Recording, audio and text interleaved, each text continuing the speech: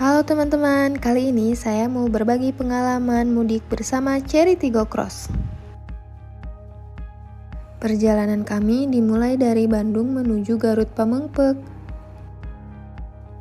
Saat memasuki tol Paster Bandung, kita sudah meriset MID-nya ya. Ini dia rutenya, masuk dari tol Paster, lalu ke tol Soroja, keluar di Soreang, melewati Banjaran, ke Pangalengan, lalu melewati kebun teh, dan setelah itu menyusuri pinggir pantai, lalu sampai deh di Pamengpeuk, Garut.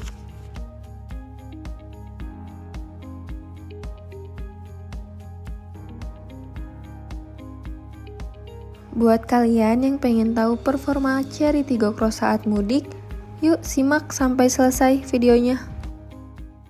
Pemberhentian pertama, kita istirahat di daerah Pangalengan sambil menikmati pemandangan kebun teh dan menghirup udara segar. Yang pernah lewat daerah Pangalengan pasti tahu kan gimana cuaca di sini, sejuk dan adem semriwing. Kalau cuaca sejuk dan adem gini, kita matikan AC-nya dulu ya. Kita buka sunroof dan buka jendela.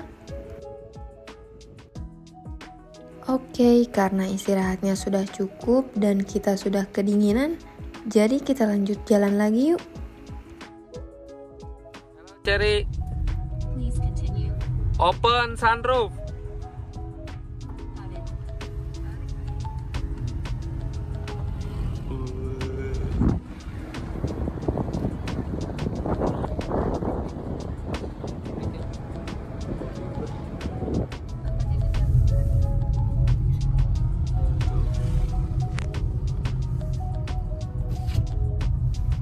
Hello Cherry. Hello Cherry. Here. Open window. No problem.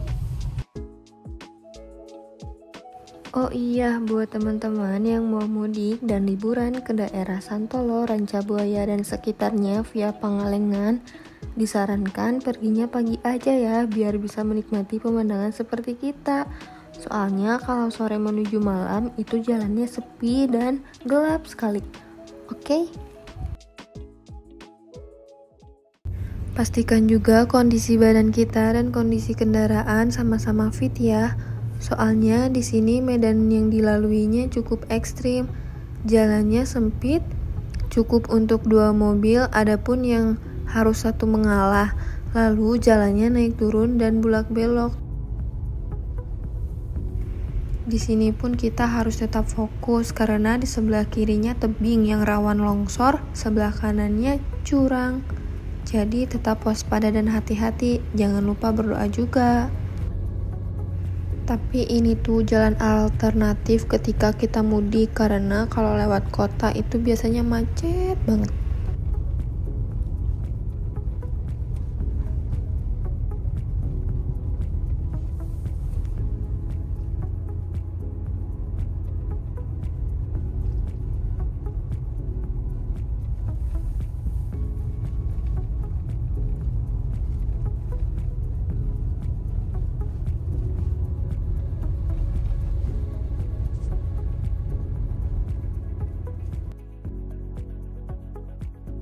Alhamdulillah, akhirnya kita sudah melewati jalan yang ekstrim dan tanpa marka jalan itu. Dan kita sudah memasuki jalan yang mulus tetapi masih bulak belok. Tetap konsentrasi dan hati-hati ya teman-teman. Tetap nikmati perjalanan mudik ini karena euforianya hanya terjadi 1 tahun sekali.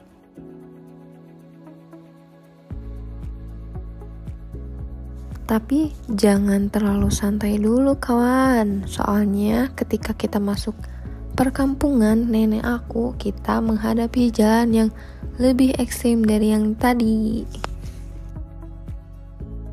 Karena di sini jalannya naik dan naik, tetapi jalannya tidak mulus seperti di daerah Pangalengan. Apakah Charity Go Cross bisa melewati jalan tersebut?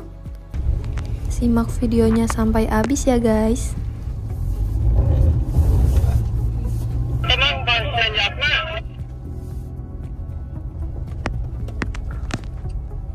Aman. Bisa dilihat ya teman-teman, di sini jalannya sempit banget.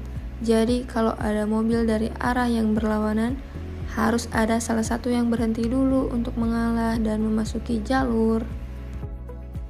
For your info, spesifikasi mesin Chery Tiggo Cross yaitu 1498 cc non-turbo, tenaganya 114,4 HP, torsinya 138 Nm, transmisinya Matic CVT.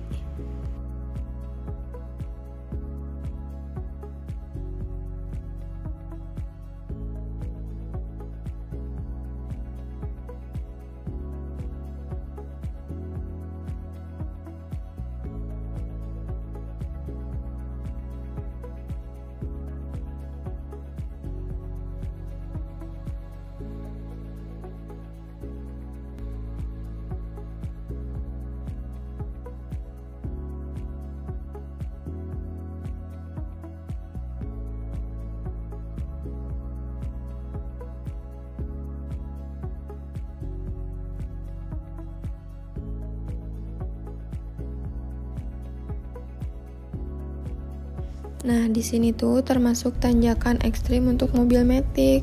Apakah si Tiggo akan naik dengan lancar? Kita lihat teman-teman. Go Tiggo Cross.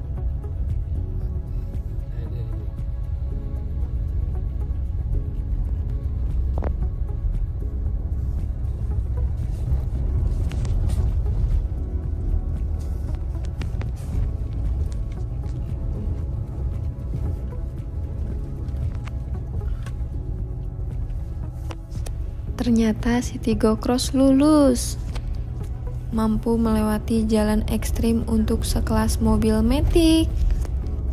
Alhamdulillah aman guys, kita sudah sampai rumah. Oke guys, ini adalah sedikit jalan yang ditempuh oleh Tiggo Cross kemarin. Ternyata ini masih bagus ya.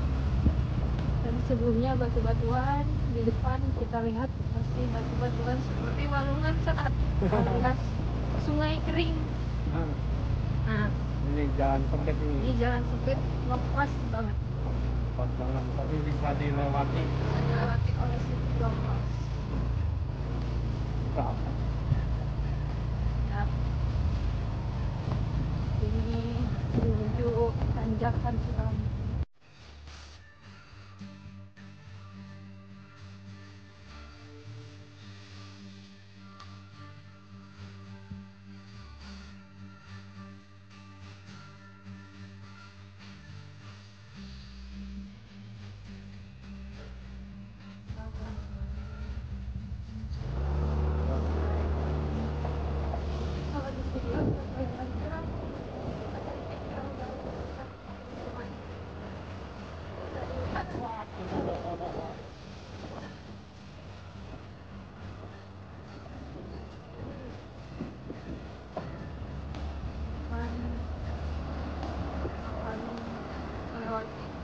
Tanjakan yang lumayan curam juga sih menurut saya.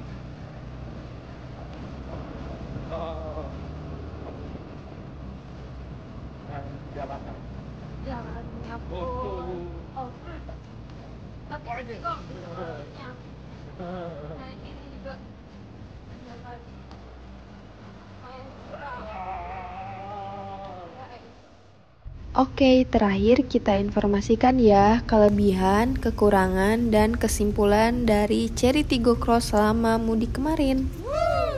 Kelebihannya, yang ke-1, mobil compact SUV ini bisa melewati jalanan jelek dan menanjak yang cukup ekstrim. Suspensinya termasuk empuk di jalanan yang jelek. Kedua, Kabinnya kedap untuk meredam suara kendaraan di luar. Yang ketiga, konsumsi BBM termasuk irit. Dengan jalanan kombinasi tol nanjak dan jarak biasa, kita dapat konsumsi rata-rata 11 km per liter. Yang keempat, fitur ADAS yang bermanfaat banget di jalan tol loh. ACC-nya bisa bantu gas rem otomatis mengikuti mobil di depan. Yang kelima, setirnya enteng banget, enak. Waktu pindah ke mobil Jepang, kerasa berat banget, hihi. Kekurangannya yang pertama, pada pengereman kurang konsisten, kadang diinjak sedikit pakem, kadang tidak pakem. Yang kedua, tenaga mesin 1500 cc NS-CVT, tendangan awalnya termasuk lemot atau sopan ya. Jadi buat salip-salip dadakan agak ngos-ngosan, apalagi kalau stop and go waktu ditanjakan mesinnya ngap-ngapan, harus kasih nafas jauh dulu guys. Yang ketiga, kita ngalamin saat sudah perjalanan nanjak, tiba-tiba perpindahan dari N ke D, transmisi CVT-nya gak halus, tidak jeduk, tapi kalau sudah dingin normal lagi kok. Kira-kira kenapa ini ya? Ada yang ngalamin juga nggak? Yang terakhir, emergency braking assist. Kalau lagi macet atau banyak motor lagi mudik, mending dimatiin dulu deh. Soalnya, kalau ada motor yang selap-selip dari depan, pernah sistem ADAS tiba-tiba ngerem ngedadak yang bikin kita kaget. Dan kendaraan di belakang juga kaget. Untungnya nggak tabrakan beruntun guys. Kesimpulannya, mobil ini enak dibawa perjalanan jauh luar kota. Namun baiknya di jalanan tol dan tidak melewati medan yang stop and go di tanjakan curam. Karena tenaga mesinnya di awal termasuk smooth, paling cocok mobil ini dibawa perjalanan perkotaan. Namun melihat dari harga yang ditawarkan jauh di bawah rival sekelasnya seperti WRV, Rise, Alves, mobil ini sangat layak untuk jadi pilihan Anda. Tapi kalau kalian ingin lebih bertenaga dan lebih luas, bisa pilih kakaknya yaitu 38 atau yang terbaru yaitu 38 CSH Chery Super Hybrid.